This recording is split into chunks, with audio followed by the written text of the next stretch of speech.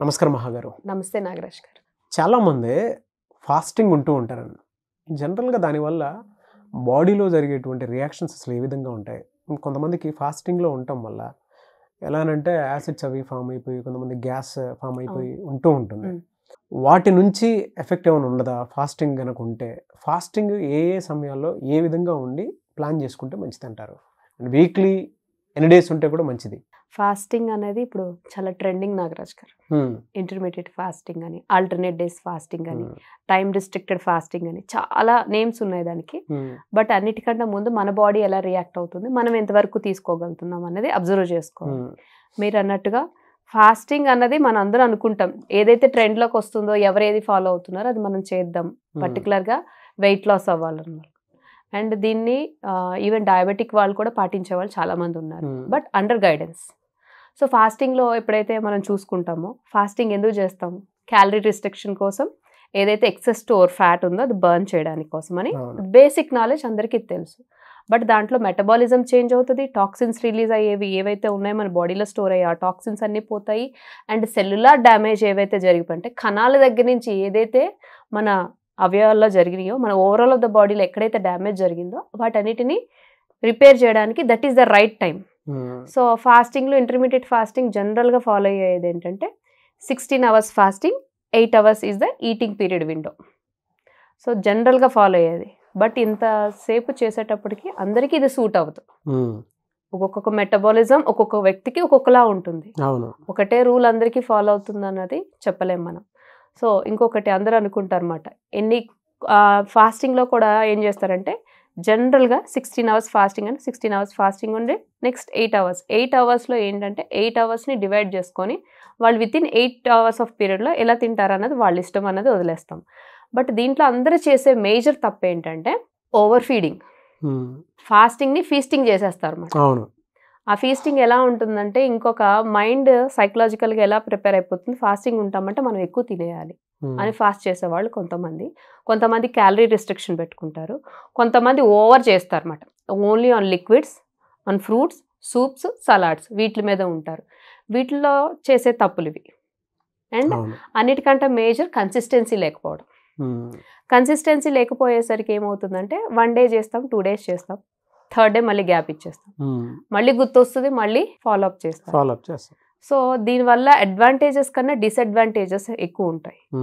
So దీంట్లో జరిగేది ఏంటంటే కన్సిస్టెన్సీ లేకపోవడం, 2 బింజ్ ఈటింగ్ అంటే ఓవర్ ఈటింగ్, అండ్ 3rd ఒకటి వచ్చేసి దీంట్లో చేసేటప్పుడు హంగర్ ఇరిటేషన్ అంటమాట. ఆకలికి మీరు అన్నట్టుగా చిరాకు, యాసిడ్ ఫామ్ అవ్వడము, గ్యాస్ ఫామ్ అవ్వడము, సరిగ్గా డైజెస్ట్ చేసుకోలేకపోవడం, అదర్ హెల్త్ కాంప్లికేషన్స్ ఉండేటోళ్ళు కొంచెం అండర్ గైడెన్స్ చేయడం అన్నదే మంచిది. అండ్ ఫాస్టింగ్ తర్వాత over snack like deep fried, లేకపోతే ఇట్స్ లైక్ ప్యాక్డ్ ఫుడ్స్ ఎక్కువ తీసుకోవడం, పేస్ట్రీస్, పిజ్జాస్, బర్గర్స్ వీటి మీదకి వెళ్ళిపోతుంది అన్నమాట. హార్మోనల్ ఇంబ్యాలెన్స్ అన్నది చాలా ఎక్కువ చూస్తూ ఉంటాం. సో పర్టికులర్గా ఎవరైతే ఫాస్టింగ్ చేయగానే చేయాల్సిన ఫస్ట్ థింగ్ ఏంటంటే have 1 glass of water or any infused water and then followed by fruit or salad and then protein part ఎక్కువ ఉండేలా చేసుకుని, అండ్ దీంట్లో చేసేటప్పుడు వైటమిన్స్ అండ్ మినరల్స్ కూడా లాస్ అవుతూ ఉంటారు.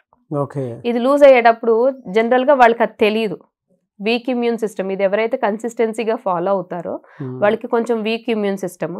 ఫస్ట్ ఒక 2 to 3 days మాత్రం చిరాగ్గా ఉంటుంది, not 2 to 3 days, for 1 or 2 weeks ఉంటుంది. సో దీన్ని కన్సిస్టెన్సీగా ఫాలో అవ్వాలనుకునే వాళ్ళకి మాత్రం నైట్ హంగర్ అన్నది చాలా ఎక్కువ ఉంటుంది. ఆ క్రేవింగ్ కానీ, ఆకలి తట్టుకోలేకపోవడం కానీ, సో ఆకలికిను తర్వాత ఆ ఇరిటేషన్కి మధ్య అర్థం కాదు వాళ్ళకి. సో బిహేవియరల్ చేంజెస్ కూడా మనం వాళ్ళలో చూస్తూ ఉంటాము. అండ్ ఆ హంగర్ ఇష్యూస్ వల్ల ఏంటంటే వాళ్ళు ప్రాపర్గా ఫోకస్ చేయలేరు వర్క్ మీద. సో మెటబాలిజం అన్నది లో అయిపోతుంది. ఈ ఫాస్టింగ్లో ఏమవుతుందంటే ఎక్కడైతే మన క్యాలరీ రిస్ట్రిక్షన్ కానీ టైం పీరియడ్ కానీ ఇస్తున్నామంటే ఇట్స్ జస్ట్ సింపుల్ ఎగ్జాంపుల్ ఏంటంటే మన నైట్ టైం ఎప్పుడైనా రోడ్ రిపేర్స్ ఎప్పుడు చేస్తూ ఉంటారు? Night time. ఎందుకని? It's completely the traffic is low అని అసలు ఉండదు. So easy to work at the same time happens with in our body మాట. సో మనం ఎప్పుడైతే లోడ్ వేయడం తగ్గిస్తూ ఉంటామో మన సెల్ డ్యామేజ్ అయిపోయినవి రిపేర్ చేయడానికి ఒక పీరియడ్ ఫ్రీ పీరియడ్ మనం ఇస్తున్నాము. బట్ ఆ టైంలో మనం చేసే రెగ్యులర్ లైఫ్ స్టైల్లో ఉన్న హ్యాబిట్స్ ఏంటంటే మనం తినేది లేట్ నైట్స్ తీసుకునేటప్పుడు యాసిడ్ సెక్రీషన్ ఎక్కువ ఉంటుంది. మన డైజెషన్ అన్నది ఇక్కడ నుంచి స్టార్ట్ అవుతుంది, మన మౌత్ నుంచి, సెలైవా దగ్గర నుంచి స్టార్ట్ అవుతుంది. Half of the food will digest from here only. బాగా అందుకే నమిలి తినండి, బాగా చూ చేయండి, ఎక్కువసేపు ఫోకస్గా మైండ్ఫుల్ ఈటింగ్ చేయండి అని మనం సజెస్ట్ చేస్తుంటాం. సో ఇక్కడ స్టార్ట్ అయినప్పుడు సో బిర్యానీస్ బేసిక్గా మనం చూసుకునేది late night biryanis or parties ఇవే చూసుకుంటాం. సో చేసేటప్పుడు ఏంటంటే యాసిడ్ సెక్రీషన్ ఎక్కువ ఉంటుంది. ఫ్యాట్ ఈస్ గుడ్, బట్ దాన్ని మనం ఇవ్వాల్సిన టైంలో ఇవ్వకుండా wrong period of time, wrong విండోలో ఇచ్చేటప్పుడు బాడీ దాన్ని ఎలా యూటిలైజ్ చేసుకోవాలో అర్థం కాదు. So it will store it as a fat. అదే మనం కరెక్ట్గా ఈ టైం రిస్ట్రిక్షన్ ఏదైతే పెట్టుకున్నామో 16 hours of fasting, 8 hours of eating period అని పెట్టుకున్నామో, సో బాడీ రిపేర్ ఇవ్వడానికి ఎక్కడెక్కడి నుంచి డ్యామేజెస్ అయినాయో మొత్తం అంతా కూడా రిపేర్ చేయడానికి ఛాన్సెస్ ఎక్కువ ఉంటాయి. అండ్ పర్టికులర్గా వీళ్ళు చేసే చెప్పుకున్నాం కదా, ఫుడ్ ప్యాటర్న్ కన్నా క్వాలిటీ ఆఫ్ ద ఫుడ్ చూసుకోవాలి మనం. మనం ఫుడ్ ప్యాటర్న్ని ఫస్ట్ జంక్లో డంప్ అయిపోతాము. అండ్ నెక్స్ట్ ఫాలో అంటే మనం అప్పటి వరకు ఫాస్టింగ్లో ఉన్న బాడీ ఒకేసారిగా ఏది ఎక్కువ తీసుకుంటే మన ఆకలి తీరిపోతుంది అనే మోడ్లోకి వెళ్ళిపోతాం. ఫస్ట్ మనకి ఏది ఆకలి తీర్చేదంటే ఏదో క్రేవింగ్, షుగర్స్ ఎక్కువ ఉన్న ఫుడ్స్ మీదకి డంప్ అయిపోతూ ఉంటాం. సో మనం వెయిట్ గెయిన్ అవడానికి కారణం ఫ్యాట్ అని అనుకుంటాము. ఫ్యాట్ కన్నా ప్రమాదకరమైంది క్యాలరీస్. సో క్యాలరీస్ మీద ఎప్పుడు రిస్ట్రిక్షన్ వస్తుందంటే when you are out of your hands. First ఆ ఫ్యాట్ గురించి చూస్తాము, బట్ క్యాలరీస్ ఎన్ని తీసుకుంటున్నాం, ఎటువంటి ప్యాటర్న్ ఆఫ్ ఫుడ్ తీసుకుంటున్నాం, ఎటువంటి క్వాలిటీ ఆఫ్ ఫుడ్ తీసుకుంటున్నాం అన్నది ద లీస్ట్ కన్సర్న్ అది. సో ఫ్యాట్ని చూస్ చేసుకునేటప్పుడు కూడా ఎటువంటి ఫ్యాట్స్ చూస్ చేసుకోవాలి, ఏ ఫ్యాట్ చూస్ చేసుకోవాలండి నిజంగా, which are good for the health అని ప్రతిసారి జనరల్గా చెప్పుకుంటాము. But it is an awareness point. నేను అవేర్నెస్ కోసం చెప్పాలని అనుకుంటున్నాను. ఫ్యాట్స్ అనేటప్పటికి కామన్ మ్యాన్ లాంగ్వేజ్లో చెప్పాలంటే ఆయిల్ నుంచే వచ్చేస్తుంది అని అనుకుంటాం. బట్ ఆయిల్ నుంచి వచ్చేస్తుంది అని చెప్పడానికి ముందు మనం చూస్ చేసుకునే ఆయిల్ ఎలాంటిది అని చెక్ చేసుకోవాలి. అండ్ బేసిక్గా కొన్ని స్టాండర్డ్స్ ఇది చేసుకుని ఉంటున్నాం. స్టాండర్డ్స్ అంటే ఏంటంటే మనకి ఓవరాల్ ఆఫ్ మన గవర్నమెంట్ కొన్ని స్టాండర్డ్స్ మనకి ప్రొవైడ్ చేయడం జరిగింది. దాంట్లో ఆ స్టాండర్డ్స్ రీచ్ అయ్యే ఒక ఆయిల్ ఏంటి అంటే రైస్ బ్రాన్ ఫ్రీడమ్ వారిది రైస్ బ్రాన్ ఆయిల్లో దాన్ని PUFA and MUFA. And next ఇది అందరికీ కొంచెం చూడడం, లేబులింగ్ అన్నది కొంచెం అందరూ నేర్చుకుంటే మంచిది. అవేర్నెస్ అన్నిట్లో తెచ్చుకుంటున్నాం, వీటిలో కూడా కొంచెం అవేర్నెస్ తీసుకురావడం అన్నది మంచిది. అండ్ నెక్స్ట్ దీంట్లో highest smoking point or boiling point ఏదైతే ఉందో దానికి ఎక్కడికైతే మనం వంట చేసే ప్రతి నూనెకి ఉంటుంది ఇది, బట్ దీంట్లో హైయెస్ట్ ఉంటుంది అన్నమాట. అండ్ నెక్స్ట్ వచ్చేసి దీంట్లో వైటమిన్ ఈ, యాంటీ ఆక్సిడెంట్. మనం చెప్పుకున్నాం కదా, సెల్ డ్యామేజ్ ఏవైతే జరుగుతూ ఉంటాయో వాటిని రిపేర్ చేయడానికి ఇవి కూడా ఉపయోగపడుతూ ఉంటాయి అన్నమాట. ఈ ఆయిల్లో సెల్ డ్యామేజ్ అయినవి కానీ లోపల ఏవైతే కణాలు క్షీణించిపోతున్నాయో వాటిని రిపేర్ చేయడానికి చాలా మనం తీసుకునే ఆయిల్ దీంట్లో ఎలా వస్తుందని, ఆయిల్లో ఎలా వస్తుందని డౌట్ కూడా చాలామందికి ఉంది. సో ఏదైతే ఇది ఒరిజినల్ అనే ఆయిల్ అంటే రైస్ బ్రాన్ అంటే పొట్టు ఏదైతే ఉందో ధాన్యపు పొట్టు నుంచి తీసి తయారు చేసిన ఆయిల్ కాబట్టి దాంట్లో 2 ఇంపార్టెంట్ యాంటీ ఆక్సిడెంట్స్ ఉన్నాయి. ఒకటి ఒరైజినల్ ఒకటి అండ్ ట్రోకోట్రైనాల్స్. ఈ 2. ఈ ట్రోకోట్రైనాల్స్ అన్నది లోపలికి బాడీలో కన్జ్యూమ్ అయిన తర్వాత వైటమిన్ ఈ కింద కన్వర్ట్ అవుతుంది అన్నమాట. మన సెల్స్ని ఏవైతే డ్యామేజ్ అయ్యాయో వాటిని రిపేర్ చేయడానికి ఇది ఉపయోగపడుతూ ఉంటుంది అన్నమాట. సో చూస్ చేసుకునేటప్పుడు ఆయిల్స్ ఇలా. అండ్ పర్టికులర్గా deep fried items. So deep fried items అంటే అందుకే అన్నాను ప్యాటర్న్ ఆఫ్ ద ఫుడ్ కూడా మనం చూసుకోవాలని. ఫస్ట్ చూస్ చేసుకునే ఫుడ్ని మనం ఎలా తీసుకుంటున్నాం అన్నది పోర్షన్ సైజ్ ఒకటి చూసుకోవాలి. ఇప్పుడు 1-2 deep fried items okay, once in a while. But ప్రతిసారి డీప్ ఫ్రైడ్ ఐటమ్స్ మీద వెళ్ళేటప్పుడు ఆబ్వియస్లీ దాంట్లో మనకి వంటకాల్లో చాలా ఉన్నాయి. మనం ఉడకబెట్టి తింటాము, బాయిల్ చేసి తింటాము, షాలో ఫ్రై ఉంది, డీప్ ఫ్రై ఉంది. బట్ మనం మోస్ట్ ఆప్ట్ చేసుకునేదంతా కూడా నార్మల్ కుకింగే. But shallow fry, deep fry అనేది డీప్ ఫ్రై కన్నా ఆప్ట్ చేసుకునేది ఎప్పుడు అకేషనల్గా.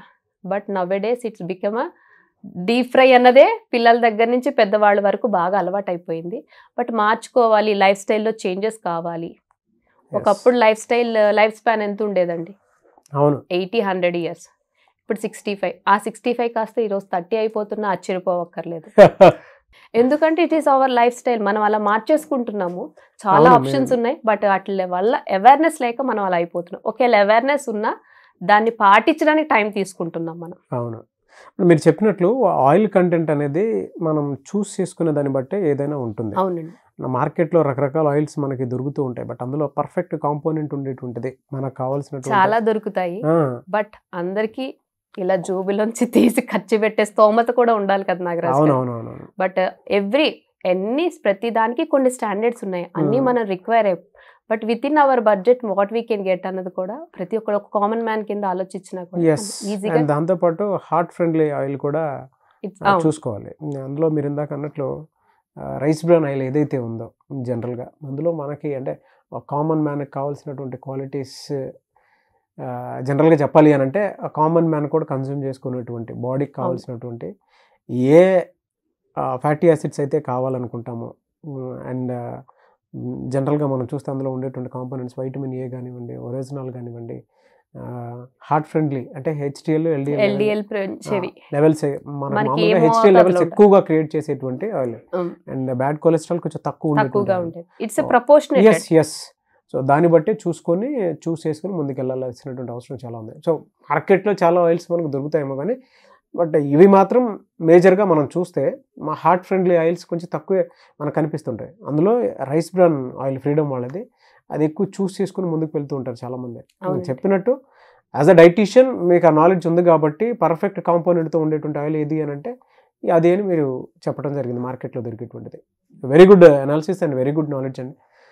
థ్యాంక్ యూ సో మచ్ మహాగారు. అయితే చాలామంది మీ అపాయింట్మెంట్స్ కోసం అని చెప్పేసి అడుగుతూ ఉంటారు, డైట్ ప్లాన్ కోసం. అంటే రకరకాల డిసీజెస్ తోటి ఉండేటువంటి వాళ్ళు ఉంటారు, డిజార్డర్ తోటి ఉండేటువంటి వాళ్ళు ఉంటారు. ఫుడ్ సైకాలజీ ప్రకారం మనం చూసుకున్నా కూడా కొంతమందికి కొన్ని అలర్జీస్ ఉంటూ ఉంటాయి. సో అటువంటి వాళ్ళు మిమ్మల్ని అప్రోచ్ అవ్వాలి అంటే ప్రాసెస్ ఏంటి? కింద స్క్రోల్ అవుతున్న నెంబర్ వాట్సాప్ ఆర్ కాంటాక్ట్ చేయడం వల్ల ఏదో weight loss, obesity, PCOD, thyroid or any lifestyle డిసీజెస్తో పాటు డైట్ ప్లాన్ అండ్ కౌన్సిలింగ్ ఇవ్వడం జరుగుతుంది. It's completely reversible of the disease. అంటే డైట్ ఇచ్చి వదిలేయడం ఉండదు, but until and unless you follow we're there. మేము ఫాలో అయ్యి వాళ్ళు అంటే ఒక డైట్ చార్ట్ ఇచ్చి వదిలేస్తారని కామన్ మ్యాన్ అపోహ, అది పోవాలనే నేను పర్టికులర్గా ఈ పాయింట్ చెప్తున్నాను. అంటే డైట్ ఫాలో ఇవ్వడం వేరు, ఫాలో చేయించడం వేరు.